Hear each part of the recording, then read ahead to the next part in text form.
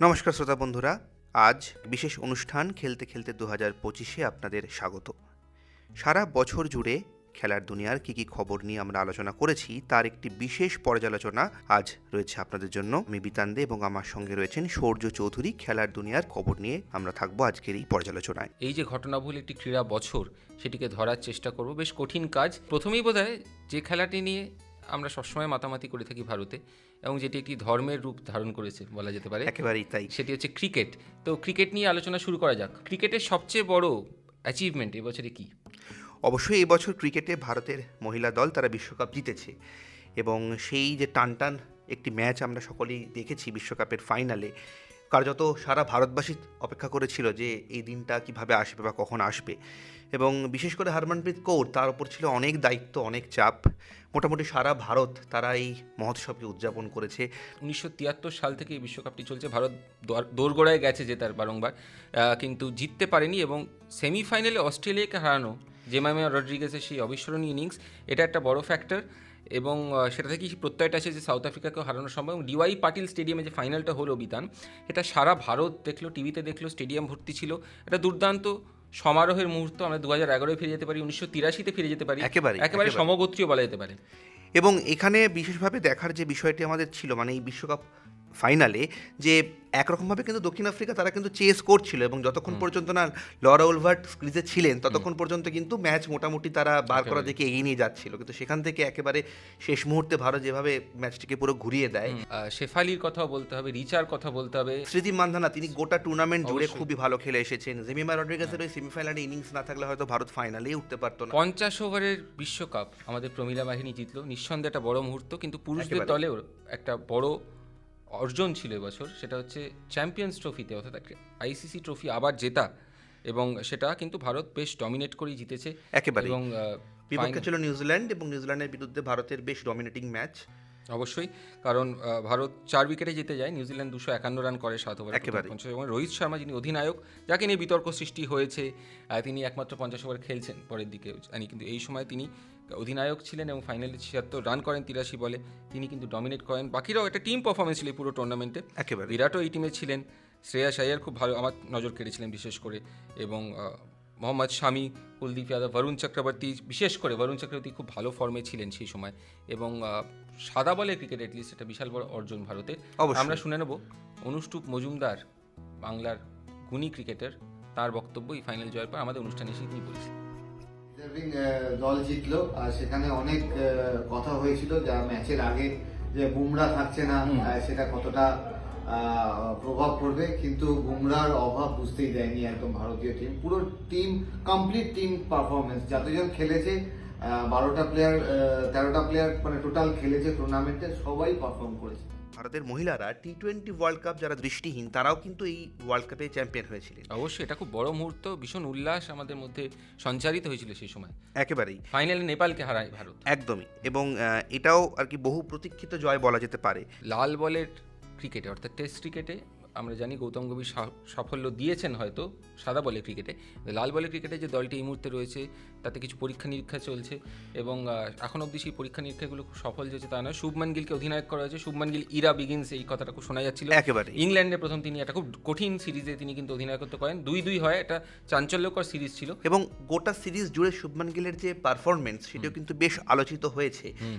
তার একাধিক শতরান, 2 ইনিংসে শতরান, একাধিক আলোচনার মধ্যে তিনি এসেছিলেন। কিন্তু সার্বিকভাবে কিন্তু খুব ভালো যে ফল লাল বলের ক্রিকেটে হয়েছে এমনটা আমরা বলতে পারি না, কারণ টেস্ট চ্যাম্পিয়নশিপের ফাইনালে ভারত পৌঁছতে পারেনি না।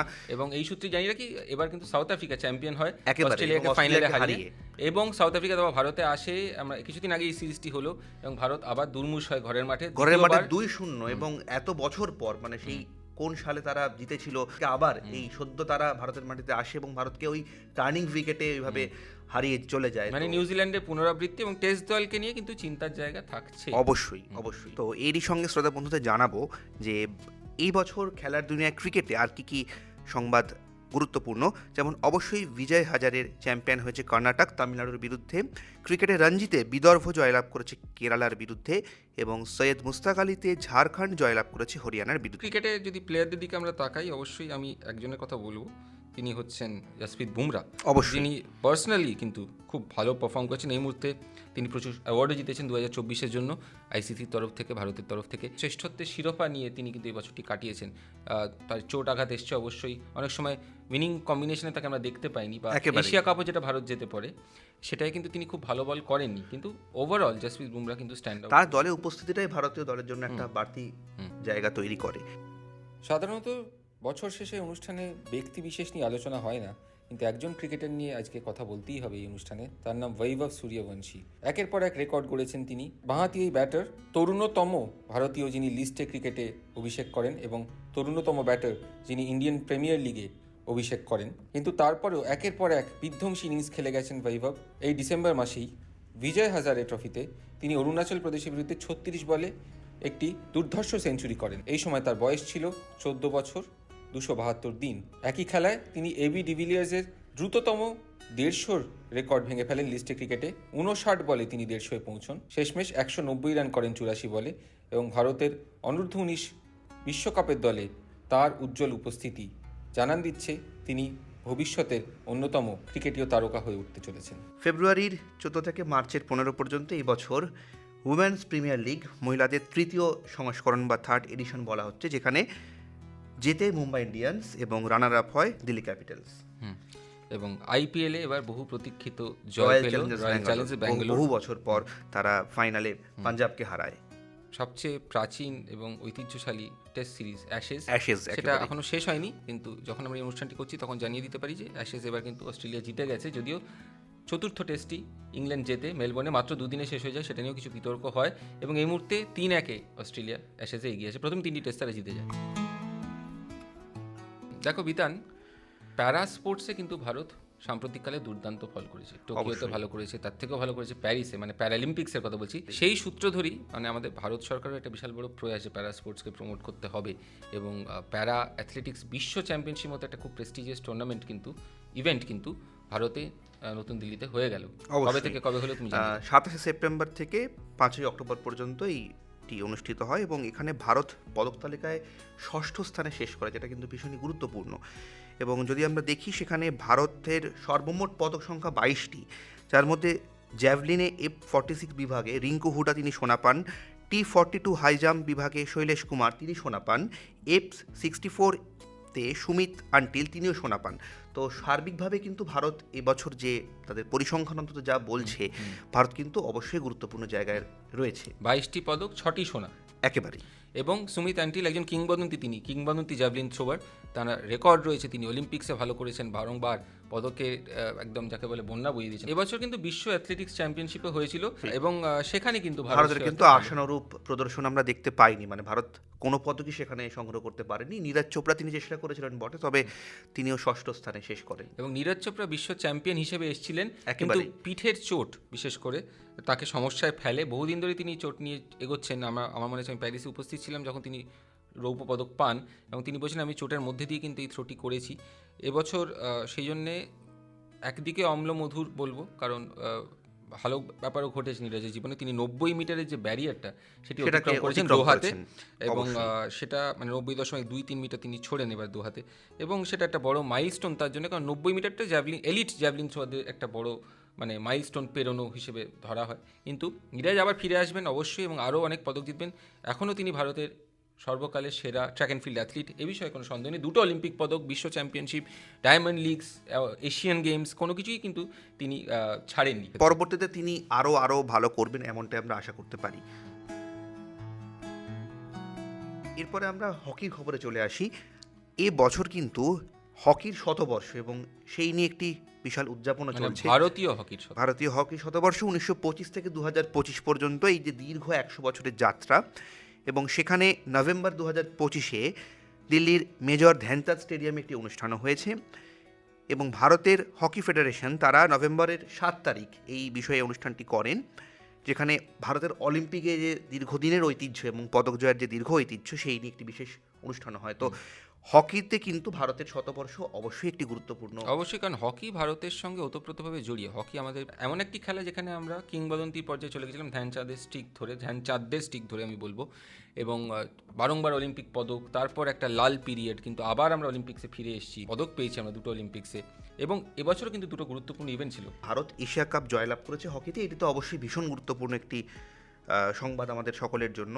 তবে সার্বিকভাবে ভারত সারা বছরই হকিতে তাদের যে মানে ফলাফল, সেই ফলাফল কিন্তু আমরা আশানুরূপ এমনটাই বলতে পারি। এবং জুনিয়র বিশ্বকাপ এটা খুব গুরুত্বপূর্ণ একটি বিষয়, যেখানে ভারত পুরো টুর্নামেন্ট যেটা ভারতই অনুষ্ঠিত হয়েছিল, যেমন এশিয়ান হকিও কিন্তু ভারতে অনুষ্ঠিত হয়, রাজগিরে হয়, রাজগিরে এবং এটি হয় তামিলনাড়ুতে জুনিয়র বিশ্বকাপ, যেটা পিআরসিএস দলের ছিলেন প্রশিক্ষক, যিনি একজন কিংবদন্তি নিজেই, এবং দলকে তিনি তৃতীয় স্থানে নিয়ে যেতে সক্ষম হন। হ্যাঁ, সেমিফাইনালে ভারত হেরে যায় বটে, কিন্তু ব্রোঞ্জ পদক নিয়ে শেষ করে। এটা খুব গুরুত্বপূর্ণ, কারণ জুনিয়র দলই কিন্তু ফিডিং মানে সাপ্লাই লাইন, যারা এখন ভালো খেলছেন সিনিয়র দলে তাদেরকে রিপ্লেস করবেন এরাই পরবর্তী সময়ে এখান থেকে অলিম্পিক্সও আমরা একটি ভালো দল পাবো, এমনটা আমরা আশা করতেই পারি।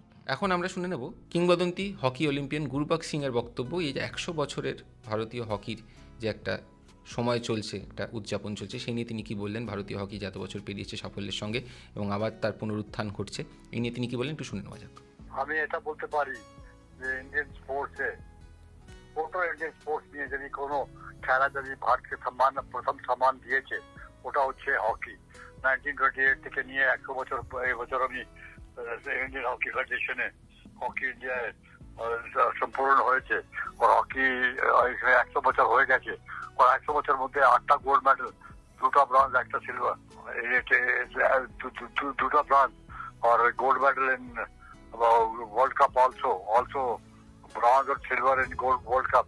এটা নিয়ে কোনো আর খেলা যা যত খেলা নিয়ে নিন ভারতবর্ষে নাম যা দিয়েছে, ধ্যানচাঁদ নাম নিয়ে নিন, এটা এত বড় অবদান যা হকিতে আছে, এটা আর কোনো খেলা দিতে পারেনি। আমি মনে করি যে হকি আবার উঠতে এসেছে। 2টা ব্রঞ্জ আবার আমি পেয়েছি লাস্ট অলিম্পিক্সে। তো আমি আবার মনে করছি যে ইন্ডিয়ান হকি আবার পুরোনো জায়গাতে চলে আসবে, gold medal, silver medal, bronze medal ক্যাটাগরিতে এসে যাবে। আর বাংলাতেও আগে অনেকগুলো অবদান আছে। 11টা অলিম্পিক মেডেলিস্ট, 17টা গোল্ড মেডেল দিয়েছে। তো এটা নিয়ে আমি মনে করি যে এটা নিশ্চয়ই আবার বাংলা হকি আবার অ্যাস্ট্রোটপ লেগে গেছে, আবার ইন্ডিয়ান হকি আর বাংলা হকি আবার পুরোনো জায়গায় আসবে। দেখো বিতান, এবছরটা যে ভালো গেছে সামগ্রিকভাবে এ বিষয়ে কোনো সন্দেহ নেই খেলাধুলো দুনিয়া, এবং আমাদের মাননীয় প্রধানমন্ত্রী শ্রী নরেন্দ্র মোদী কিন্তু বারংবার খেলাধুলো উল্লেখ করেছেন মন কি বাত অনুষ্ঠানে বা অন্যান্য নানা অনুষ্ঠানে। ভারতের যে খেলার খাতে যে বাজেট সেটি উত্তর বেড়েছে, ইনফ্রাস্ট্রাকচার বেড়েছে, এবং আমরা জানি খেলো ইন্ডিয়া গেমস হয়েছে এবছর অবশ্যই, এবং প্রতি বছরই হয়, নানা স্তরে খেলো ইন্ডিয়া গেমস হয়, ইউথ গেমস হয়, ইউনিভার্সিটি গেমস হয়, উইন্টার গেমস হয়, একেবারে প্যারা গেমসও হচ্ছে। এগুলোই কিন্তু নতুন অ্যাথলিট তৈরি করছে। ন্যাশনাল গেমসও এবছর অনুষ্ঠিত হয়েছে, এবং সংসদ খেল মহোৎসবে তিনি এই বিষয়ে তো একাধিক কথা জানিয়েছেন। বিশেষ করে ভারতের যুবকরাই যে ভবিষ্যৎকে এগিয়ে নিয়ে যাবে, যে ভবিষ্যৎ নির্মাণের জন্য যুবকদের বিশেষ ভূমিকা রয়েছে, সেখানে তিনি বারবার বলেছেন যে ভারত বর্তমানে খেলার জন্য যে পরিমাণ ফান্ড বা যে পরিমাণ অর্থ বিনিয়োগ করছে, সেটা ভবিষ্যতে ভারতকে আরও বড় জায়গায় নিয়ে যাবে। 2030 সালে যখন আহমেদাবাদে কমনওয়েলথ গেমস আয়োজন করবে ভারত, গোটা বিশ্ব কিন্তু তাকিয়ে থাকবে ভারত। অবশ্যই, এবং সত্যি একদিক থেকে ইনফ্রাস্ট্রাকচার তৈরি, একদিক থেকে প্লেয়ার্স, সাপোর্ট স্টাফ তৈরি, সব দিকে কিন্তু ভারত সরকার নজর রাখছে। এবারের জাতীয় গেমস অর্থাৎ ন্যাশনাল গেমসে শুরুতে মাননীয় প্রধানমন্ত্রী উপস্থিত থাকেন। তিনি কি বলেছিলেন একবার শুনে নিই। ये नेशनल गेम भी हमें ये सिखाते हैं कि फिजिकल एक्टिविटी, डिसिप्लिन और बैलेंस लाइफ कितनी जरूरी है। आज मैं देशवासियों से कहूंगा, 2 चीजों पर जरूर फोकस करें। ये 2 चीजें एक्सरसाइज और डाइट से जुड़ी हैं। हर दिन थोड़ा सा समय निकालकर एक्सरसाइज जरूर करिए। टहलने से लेकर वर्कआउट करने तक जो भी संभव हो अवश्य कीजिए। दूसरा ये कि अपनी डाइट पर फोकस कीजिए। बैलेंस इनटेक पर आपका फोकस हो और खाना न्यूट्रिशियस हो, पौष्टिक हो। সাংসদ খেল মহোৎসবের কথা তুমি বললে, সেই একেবারে। সংসদ খেল মহোৎসবে এই যে কথাটা তুমি বললে বাজেট খাতে কি হচ্ছে সেটা নিয়েও কিন্তু মাননীয় প্রধানমন্ত্রী বলেছিলেন, সেটাও শুনে নেওয়া যাক। जीत और हार से अलग खेलों में हमें जो स्पोर्ट्स स्पिरिट, जो खेल भावना सीखने को मिलती है, उस स्पोर्ट्स स्पिरिट से, उस भावना से ही सक्षम और अनुशासित युवाओं का निर्माण होता है और ऐसे सक्षम अनुशासित युवा ही राष्ट्र के भविष्य का निर्माण करते हैं। मुझे खुशी है कि सांसद खेल महोत्सव के जरिए देश के युवाओं में इस भावना का निरंतर विकास हो रहा है। 2014 से पहले देश का स्पोर्ट्स बजट सिर्फ 1200 करोड़ रुपए से भी कम था।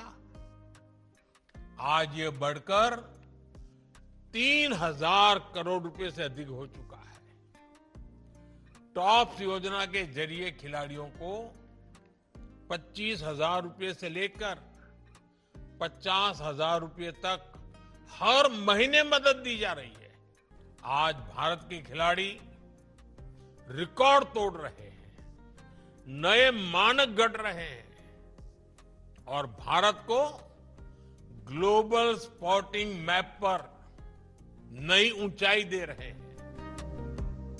2036 সালে ভারত অলিম্পিক আয়োজন করবে এরকমটা কিন্তু তিনি জানিয়েছেন যে চেষ্টা করবে। অর্থাৎ অবশ্যই অবশ্যই 2036 যদি বিশাল ভারত বড় লক্ষ্য একটা বড় লক্ষ্যের দিকে এগোচ্ছে, যদি 2036 সত্যি ভারতে অলিম্পিক আয়োজন করা সম্ভব হয়, তাহলে তো সারা পৃথিবীর কাছে সেটা একটা দৃষ্টান্ত তৈরি হবে। এবং বর্তমানে 10-12 বছর বয়সী যারা যুবক যুবতী যারা খেলাতে উৎসাহী, তাদের জন্য ভারত সরকারের পক্ষ থেকে বিশেষ কিছু পদক্ষেপ নেওয়া হবে বলেও তিনি জানিয়েছেন, যাতে করে খেলাকে আরও ভবিষ্যতে এগিয়ে নিয়ে যাওয়া যায়। শুধু ক্রিকেট নয়, ক্রিকেটের পাশাপাশি আরও বহু খেলাতে উৎসাহ বাড়ানোর চেষ্টা করা হচ্ছে, এগুলোও তিনি জানিয়েছেন। অবশ্যই। এবং এই যে বছরের শেষ মন কি বাত অনুষ্ঠান, সেখানেও কিন্তু খেলাধুলো নিয়ে তিনি আলাদা করে উল্লেখ করেছিলেন। দৃষ্টিহীনদের মহিলাদের বিশ্বকাপ এই দলগুলির সঙ্গে তিনি দেখাও করেছেন। অর্থাৎ খেলাধুলোর পাশে ভারত সরকার রয়েছে, এটাও কিন্তু একটা গুরুত্বপূর্ণ ব্যাপার।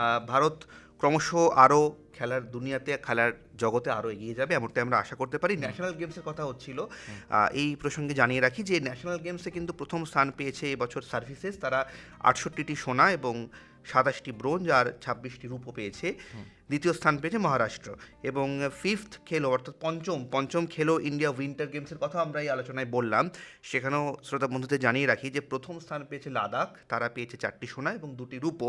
দ্বিতীয় স্থানে রয়েছে তামিলনাড়ু। কীর্তির প্রসঙ্গ যখন হচ্ছে তখন তো আরেকজনের নামও বলতে হয় আপনাদের, তিনি হচ্ছেন অনিমেষ কুজুর। তিনি নতুন জাতীয় রেকর্ডটি তৈরি করেছেন।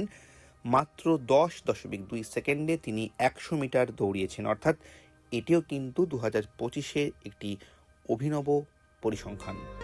বিরাট কোহলি এবং রোহিত শর্মা তারা আন্তর্জাতিক টেস্ট ক্রিকেট এবং T20 থেকে অবসর নিয়েছেন। কেবল 50 ওভারের একদিবসীয় ক্রিকেটে তারা রয়েছেন। টেস্ট অবসরের পর ওয়ানডেতে 13 ইনিংসে 651 রান করেছেন বিরাট, যা কিন্তু ভারতীয়দের মধ্যে সর্বোচ্চ। তার সংগ্রহে রয়েছে 3টি শতরান এবং 4টি অর্ধশতরান, এবং ঠিক তারপরেই রয়েছেন রোহিত শর্মা। 14 ইনিংসে তার সংগ্রহ 650, রয়েছে 2টি শতরান এবং 4টি অর্ধশতরান। এখানে কিন্তু তাদের কীর্তি শেষ নয় বন্ধুরা। ওয়ানডেতে দ্রুততম 14,000 রানের মাইল ফলকে পৌঁছেছেন বিরাট মাত্র 287 ইনিংসে। আন্তর্জাতিক ক্রিকেটে 20,000 রান সম্পূর্ণ করেছেন রোহিত শর্মা। একদিনের ক্রিকেটে র্যাঙ্কিংয়ের মধ্যে অর্থাৎ স্থানাধিকারীদের মধ্যে প্রথম স্থানে রয়েছেন রোহিত শর্মা, দ্বিতীয় স্থানে রয়েছেন বিরাট কোহলি। তাছাড়া আপনারা অবশ্যই জানেন, আপনারা শুনলেনও যে ভারতকে চ্যাম্পিয়ন্স ট্রফিতে জিতিয়েছেন এই দুই মহাতারকা। ওয়ানডে অধিনায়কত্ব চলে যাওয়ার পরে অস্ট্রেলিয়া সফরে 1টি শতরান সহ 202 রান করেছেন রোহিত। দক্ষিণ আফ্রিকা সিরিজে 2টি শতরান সহ 302 রান করেছেন বিরাট, এবং বিজয় হাজারে ট্রফিতেও দুজনে কিন্তু শতরান করেছেন। তাই তাদের সংগ্রহে বলা যেতে পারে 2025 সালটি যেন কেবল কীর্তি এবং কীর্তি। খেলার দুনিয়ার খবর যখন আপনাদের জানাচ্ছি তখন অবশ্যই বলতে হয় বেটন কাপের কথা। হকির এই প্রাচীনতম টুর্নামেন্ট এবছর কলকাতায় আয়োজিত বেটন কাপে আর্মি রেড একাদশ 2-0 ব্যবধানে জয়লাভ করে ইন্ডিয়ান এয়ারফোর্সের বিরুদ্ধে। গত 16 নভেম্বর ফাইনালটি অনুষ্ঠিত হয় কলকাতায়। ক্রিকেটের মতো ফুটবলেও কিন্তু আমরা দেখতে পাচ্ছি যে মহিলাদের অংশগ্রহণ এই 2025কে একেবারে স্মরণীয় করে তুলেছে। ইউএফা নেশনস লিগে জার্মানিকে হারিয়ে স্পেন জয়লাভ করেছে ফাইনালে। শুধু নেশনস লিগ নয়, তার পাশাপাশি ইউএফা মহিলাদের ইউরো অনুষ্ঠিত হয় এই বছর এবং সেখানে জয়লাভ করে ইংল্যান্ড।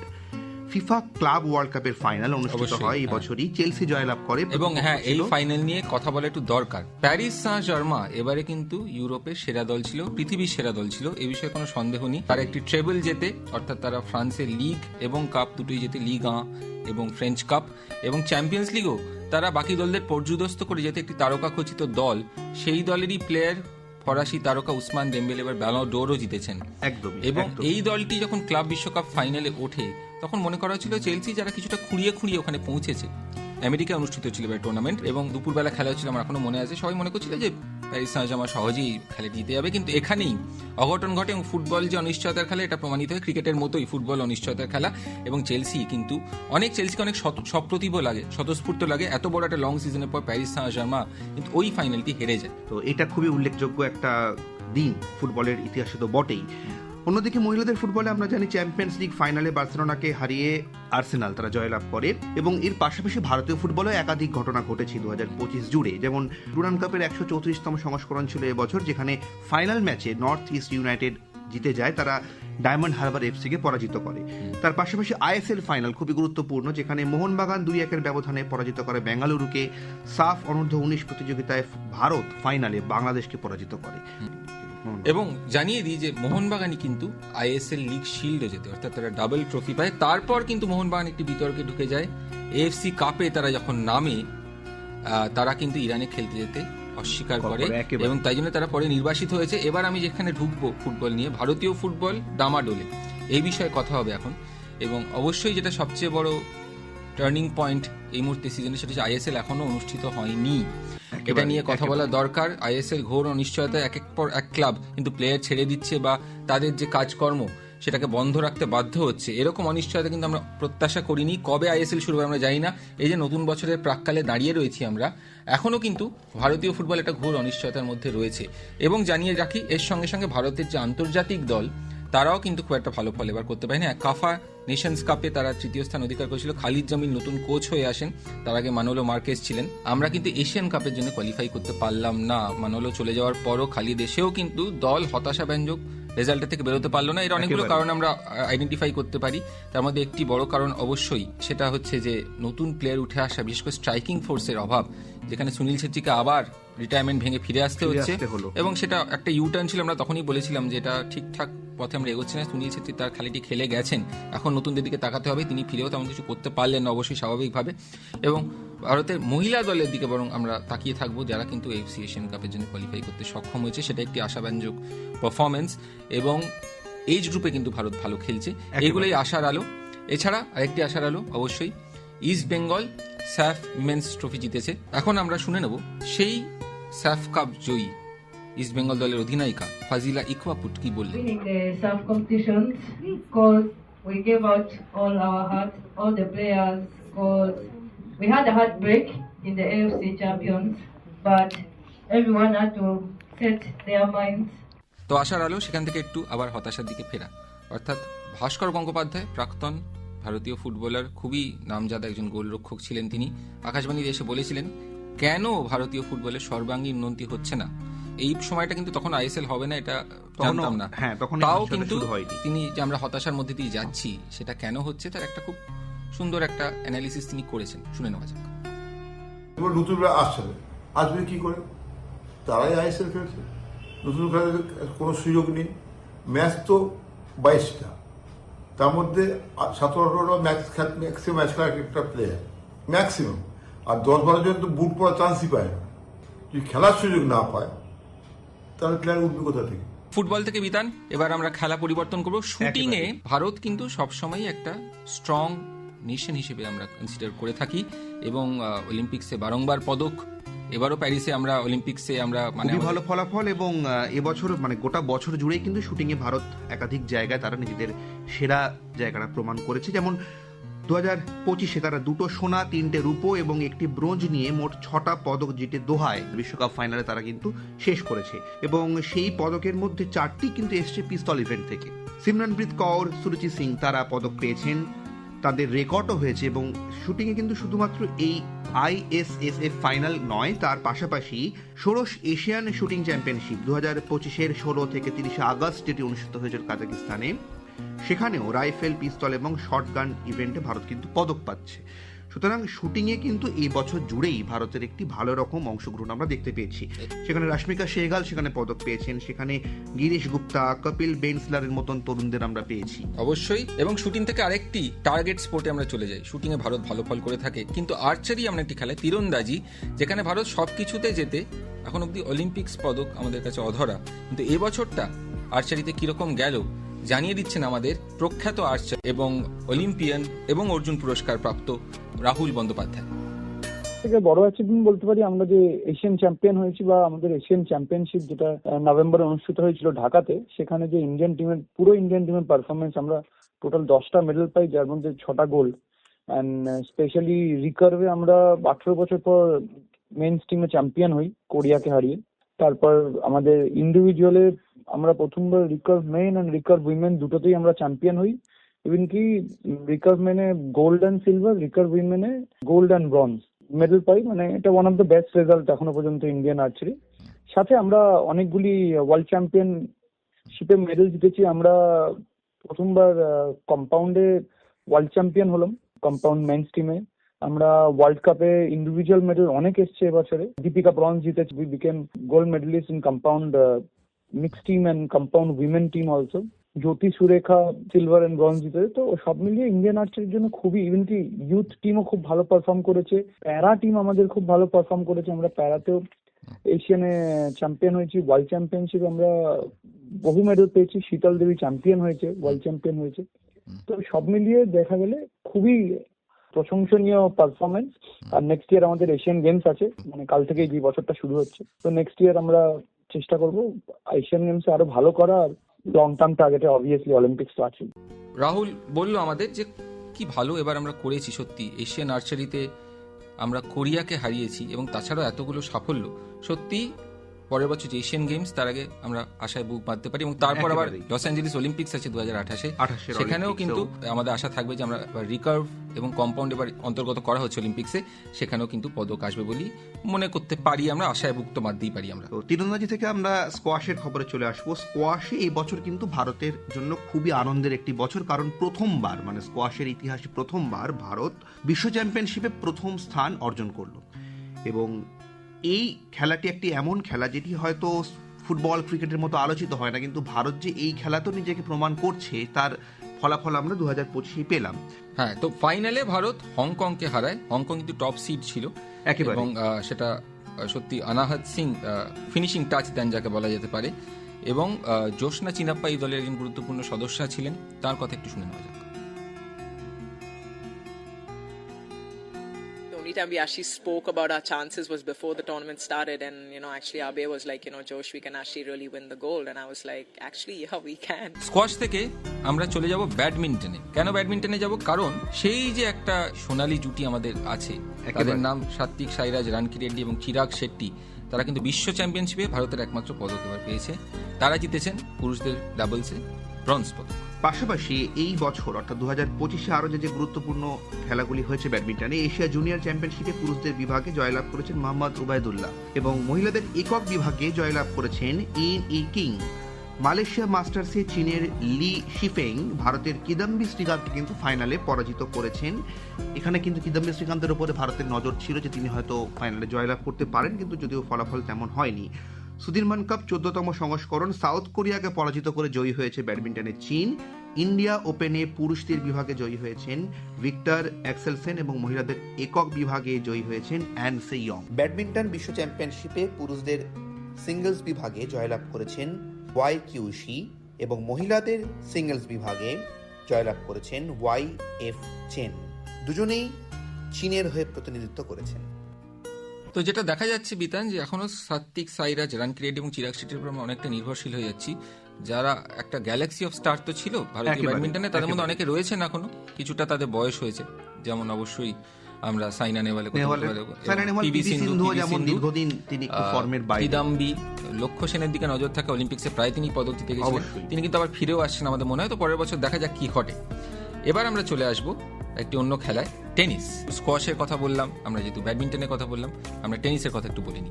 2025 টেনিসের একাধিক ইভেন্ট ছিল এবং সেখানে মোটামুটিভাবে পুরুষদের যে ইভেন্টগুলি আমরা দেখেছি প্রায় প্রত্যেকটি ফাইনালে খুব আকর্ষণীয় হয়েছে এবং সেইখানে দুজন ধারাবাহিকভাবে ফাইনালে তারা মুখোমুখি হয়েছেন। যদি আমরা একেবারে অস্ট্রেলিয়া ওপেনের প্রসঙ্গে আসি, একটা টান ফাইনালে ছিলেন জ্যানিক সিনার এবং কার্লোস আলকারাজ, যেখানে জয়লাভ করলেন সিনার এবং আলকারাজ পরাজিত হলেন।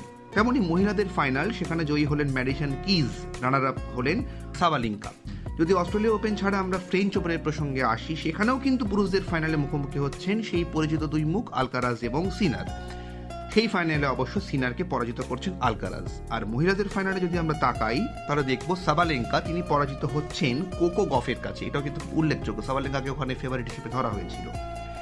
2025 যে উইমেলডন, সেই ফাইনালও ব্যতিক্রম হয়নি, তারও পুরুষদের ফাইনালে কিন্তু আবারও সেই সিনার এবং আলকারাজ, যেখানে ফাইনালে সিনার পরাজিত করছেন আলকারাজকে। এবং মহিলাদের ফাইনালে ইগা শিয়ানটেক ও আমান্দা আনিসিমোভা, তাদের মধ্যে রুদ্ধশ্বাস একটি ফাইনাল হয়, যেখানে শেষ পর্যন্ত জয়লাভ করছেন শিয়ানটেক।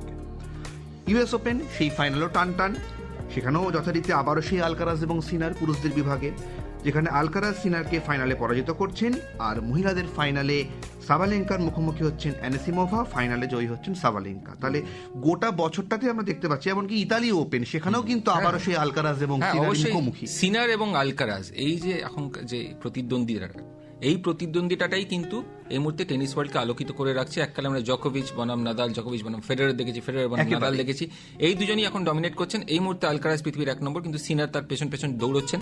আমরা ভারতের কথা যদি বলি, সুমিত নাগাল এই বছর ভালোই খেলেছেন, একা লড়ে যান তিনি পুরুষ সিঙ্গলসে ভারতের, এবং ডেভিস কাপে ভারত কিন্তু ওয়ার্ল্ড গ্রুপ 1টাই জিতে যায় সুইজারল্যান্ড বিরুদ্ধে সেপ্টেম্বর মাসে।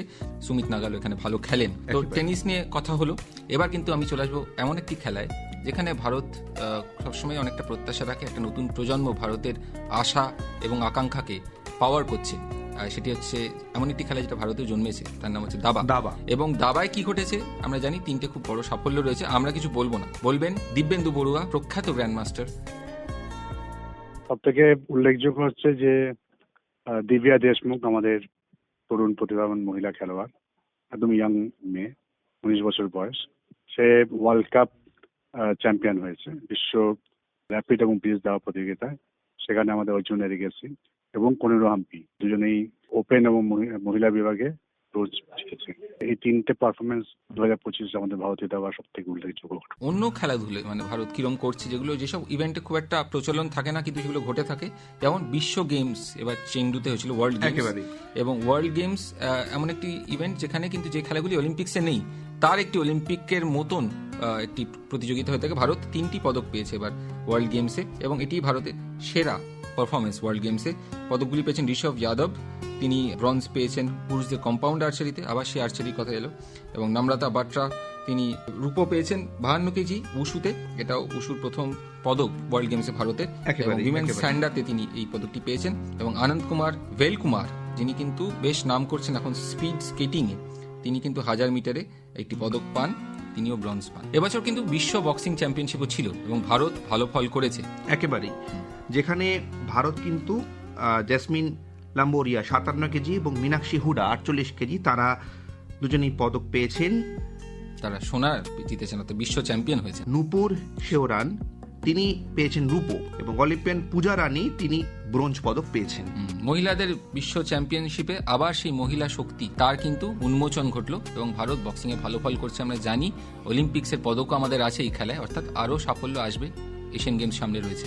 সৌজাতে এর পাশাপাশি আরও দুটো খেলার কথায় আসবো, যেখানে ভারত কিন্তু আবারও বিশ্ব সেরা, তারা নিজেদেরকে প্রমাণ করেছে।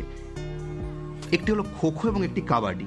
এই দুটি বিশ্বকাপই হয়েছে 2025 এবং সেই দুটি বিশ্বকাপে কিন্তু ফাইনালে চ্যাম্পিয়ন হয়েছে ভারত। একদম, এবং খো খো বিশ্বকাপ এবার প্রথমবার অনুষ্ঠিত হলো। নেপালকে পরাজিত করেছে ভারত। জানুয়ারি মাসের 13 থেকে 19 পর্যন্ত চলায় খোখো ওয়ার্ল্ড কাপে পুরুষ এবং মহিলা দুই বিভাগেই কিন্তু ভারত চ্যাম্পিয়ন হয়েছে, কিছুটা প্রত্যাশিতই। নেপালকে তারা বেশ একটি কঠিন ফাইনালে 54-36 হারায় পুরুষদের বিভাগে, এবং মহিলাদের বিভাগেও সেই নেপালকেই ভারত পরাস্ত করে 78-40 ফলাফলে। 17 থেকে 23 মার্চ ইংল্যান্ডে অনুষ্ঠিত হয় 2025 কাবাডি বিশ্বকাপ। দেখো কাবাডি কতদূর পৌঁছে গেছে, ইংল্যান্ডে হচ্ছে এবং ইংল্যান্ডের মানুষজন এত ভালোবাসছেন খেলাটিকে। এই দুটি ফাইনালে, পুরুষ এবং মহিলা দুটি ফাইনালই কিন্তু ভারত জেতে, এবং তারা ইংল্যান্ড অর্থাৎ যারা আয়োজক দেশকে তাদেরই ফাইনালে পরাজিত করে। অর্থাৎ খোখো এবং কাবাডি দুটি খেলাতেই কিন্তু যাকে বলে স্ট্রিক, সোনা পুরুষ এবং মহিলা দুটি বিভাগই পেয়েছে। এর পাশাপাশি আরেকটি খেলার প্রসঙ্গে আসবো, সেটি হলো বিলিয়ার্ডস। বিশ্ব বিলিয়ার্ডস চ্যাম্পিয়নশিপে ভারতের প্রদর্শন উল্লেখযোগ্য, কারণ ফাইনালে যার যে দুজন মুখোমুখি হয়েছেন দুজনই ভারতীয়। সৌরভ কোঠারি তিনি পরাজিত করেছেন, পঙ্কজ আদবানিকে হারিয়েছেন। দুজনেই কিন্তু ভারতীয় এবং দুজনেই সেই ফাইনালে মুখোমুখি হয়েছিলেন। সৌরভ কোঠারির বাবা প্রাক্তন বিশ্ব চ্যাম্পিয়ন মনোজ কোঠারির সঙ্গে আমরা কথা বলেছিলাম ঠিক এই বিশ্বজয়ের পরে। হ্যাঁ, ও আগেও 2018 জিতেছিল যে WBA যেটা ওল্ডেস্ট, আর IBS এর অনেকবার ও ফাইনালে উঠেছে, সেই জন্য এক্সপেকটেশন ছিল। আর পঙ্কজকে তো আরো বেশি ওর কনফিডেন্স হলো, কারণ ন্যাশনাল চ্যাম্পিয়নশিপ হারালো এই কিছুদিন আগে ফেব্রুয়ারিতে, ন্যাশনাল চ্যাম্পিয়ন হয়েছে। আর খেলাটা ইমপ্রুভ করেছে ওর অনেক আগে থেকে। ডেভিড কজিয়ারকে ও WBL এ হারিয়েছে ফাইনাল, যেবার জিতেছিল। এবারও একজন ওল্ড ফোকে হারানো, এবং সেমিফাইনালে তাকে বিস্ট বলা হয় আমরা দেখেছি, এবং একজন খুবই প্রতিষ্ঠিত প্লেয়ার। তো যখন ও সেমিফাইনাল খেলার আগে আয়ারল্যান্ডে, আপনার কতটা আশা ছিল যে ও পারবে ওকে আবার হারাতে? না, আমি এই জানতাম যে বড় লিড না নিতে পারে তাহলে ডেভিড কজিয়ারের মতো প্লেয়ারের সঙ্গে খেলা খুব মুশকিল। ও মানে একটা ওয়ার্ল্ড উইন্ড ফ্যাশনে যখন তখন 400-500 ব্রেক মারতে হবে, এবং ওর পুরো টুর্নামেন্টে যদি স্ট্যাটিস্টিক দেখেন ও সবচেয়ে বেশি স্কোরার। ও প্রচন্ড স্পিডে স্কোর করে। তো টাইম গেমে কি হচ্ছে যে লাস্টের দিকে যা টাইম আছে, অন্য লোকে যেখানে 400 পয়েন্ট বানায় সেখানে 600 পয়েন্ট বানিয়ে দেবে। ওই জন্য একটা ছিল, ওই জন্য সৌরভ প্রথম যে দুটোই 600 পয়েন্টের লিড নিয়ে নিল, হ্যাঁ, দুটো বড় বড় ব্রেক মেরে, মানে খুব আউটস্ট্যান্ডিং খেলেছে। সেটা ওর ওপরে আমার মনে হচ্ছে খুব একটা প্লে করেছে। আচ্ছা, এবার যেখানে যেতে হবে সেখানে আমরা যেতে খুব একটা চাই না, কিন্তু যেতেই হয়। প্রতি বছর আমরা কিন্তু বেশ কিছু ক্রীড়া তারকাকে হারাই। 2025-এও তার অন্যথা হয়নি, এবং বিতান জানিয়ে দেবে কোন কোন বিখ্যাত ক্রীড়া তারকা আমাদের ছেড়ে চলে গেলেন এই বছর। আমরা নক্ষত্র পতনই বলতে পারি। প্রথম যার কথা বলতেই হবে দিয়েগো জটা। একদম কম বয়সে তিনি এক তরুণ প্রতিভাবান পর্তুগিজ ফুটবলার। তিনি একটি কার অ্যাক্সিডেন্টে মারা যান। তো দিয়েগো জটা চলে যাওয়াটা মোটামুটি সারা পৃথিবীকে স্তব্ধ করে দিয়েছিল। তার পাশাপাশি ফৌজা সিং, তিনি ব্রিটিশ ভারতীয় এক ম্যারাথন দৌড়বিদ, তিনিও চলে গেলেন এই 2025-এ। 2025-এ আমরা হারালাম ডিকি বার্ডকে, এক বিখ্যাত ইংলিশ আম্পায়ার তিনি ছিলেন ক্রিকেটের, তাকে প্রায় সকলেই চেনে। তিনি চলে গেলেন পদ্মাকর শিভালকর। তিনি ভারতের প্রখ্যাত প্রথম শ্রেণীর ক্রিকেটের প্লেয়ার, এবং তিনি ভারতকে মুম্বাইতে যখন রঞ্জি ট্রফিতে তিনি ছিলেন এক গুরুত্বপূর্ণ জায়গা। অবশ্যই একটা কথা বলে রাখতে হয় যে পদ্মাকর শিভালকর এবং রাজিন্দর গোয়েল এরা টেস্ট খেলতে পারেননি, কারণ বিশেন সিং বেদি দলে ছিলেন। নইলে কিন্তু যে কোনো দলে তারা, পৃথিবীর যে কোনো টেস্ট দলে তারা সেই সময় ঢুকতে পারে, জায়গা পেতেন। নিকোলা পেট্রিঙ্গেলি, ইতালীয় এক টেনিস তারকা, তিনিও চলে গেছেন 2025-এ আমাদের ছেড়ে। ডেনিস ল, তিনি ম্যানচেস্টার ইউনাইটেডের এক সময় বিখ্যাত এক ফুটবলার, 2025-এ চলে গেছেন। গোল স্কোরিং রেকর্ড ছিল একেবারে, তার রেকর্ড ছিল। এবং এর পাশাপাশি বব সিমসন, তাকেও আমরা হারিয়েছি। ক্রিকেটার, অস্ট্রেলিয়ার ক্যাপ্টেন ছিলেন এক সময়, অস্ট্রেলিয়ার অধিনায়ক এবং কোচও ছিলেন কিছুদিন। বরিস স্প্যাসকি, তিনি বিখ্যাত দাবাড়ু, তিনি 2025-এ আমাদের ছেড়ে চলে যান। গ্র্যান্ডমাস্টার বিশ্ব চ্যাম্পিয়ন বরিস স্প্যাসকি। জর্জ ফোরম্যান, তিনি American heavyweight box. Robin Smith, ইংল্যান্ডের প্রখ্যাত ব্যাটার, তিনি হঠাৎ করে 62 বছর বয়সে একবারে হঠাৎ করে চলে যান 2025 সালেই। ম্যানুয়েল ফ্রেডরিক, প্রখ্যাত গোলকিপার হকিতে তিনি একেবারে কেরলে খুব জনপ্রিয় ছিলেন। তিনিও 31 অক্টোবর তিনি চলে যান 2025-এই। দিলীপ দোষী, তার কথা অবশ্যই বলতে হয়, বাঁহাতি স্পিনার ছিলেন দিলীপ দোষী, এবং বাংলার হয়ে খেলেছেন বহু বছর, ভারতের হয়েও খেলেছেন। 2025 জুড়ে আমরা একাধিক ক্রীড়া ব্যক্তিত্ব তারকাকে আমরা হারিয়েছি, আরো অনেককে হারিয়েছি না। ময়দানের বিখ্যাত ফুটবলাররা চলে গেছেন, কিন্তু এটাই জীবন, এভাবেই জীবন চলে, সুখ দুঃখ মিলিয়ে। এবার আমরা শুনে নেব আরো কিছু টুকরো খবর। কিংবদন্তি pole vaulter Armand Mondo Duplantis আবার নিজের বিশ্ব রেকর্ড ভেঙেছেন এবছর সেপ্টেম্বর 15 তারিখ 14তম বার তিনি এবার 6.30 মিটার ক্লিয়ার করেন এবং তার তৃতীয় বিশ্ব চ্যাম্পিয়নশিপ জিতে যান। একই সঙ্গে হকি ইন্ডিয়া জামানলাল শর্মা অ্যাওয়ার্ড, যেটি প্রসার ভারতীকে দেওয়া হয়, 2025-এর এই মার্চ মাসে অ্যাওয়ার্ডটি প্রসার ভারতী পায়। ল্যান্ডো নরিস 2025-এর ফর্মুলা 1 মোটর রেসিংয়ে বিশ্ব চ্যাম্পিয়ন হলেন এবং তারই টিম ম্যাকলারেন টিম বিশ্ব চ্যাম্পিয়নশিপ জিতলেন। 2025-এ আয়োজিত হয়ে গেল ওয়ার্ল্ড অ্যাকোয়াটিক্স চ্যাম্পিয়নশিপ সিঙ্গাপুরে 11 জুলাই থেকে 3রা আগস্ট। এই চ্যাম্পিয়নশিপে অর্থাৎ সাঁতারে চীন তারা সর্বাধিক 15টি সোনা, 12টি রূপো এবং 10টি ব্রোঞ্জ নিয়ে পদক তালিকার শীর্ষস্থানটি অর্জন করলো। 37টি পদক তারা পেল। দ্বিতীয় স্থানে যথাক্রমে অস্ট্রেলিয়া এবং ইউনাইটেড স্টেটস তৃতীয় স্থানে। এবার গলফের দিকে একটু নজর রাখি। রোরি ম্যাকইলরয় গ্রিন জ্যাকেট জিতলেন মাস্টার্সে, অর্থাৎ চ্যাম্পিয়ন হলেন এবং ইতিহাসের 6ষ্ঠতম পুরুষ গলফার হিসেবে ক্যারিয়ার গ্র্যান্ড স্ল্যাম শেষ করলেন। জাস্টিন রোজকে একটি দুর্দান্ত প্লে অফে তিনি হারান।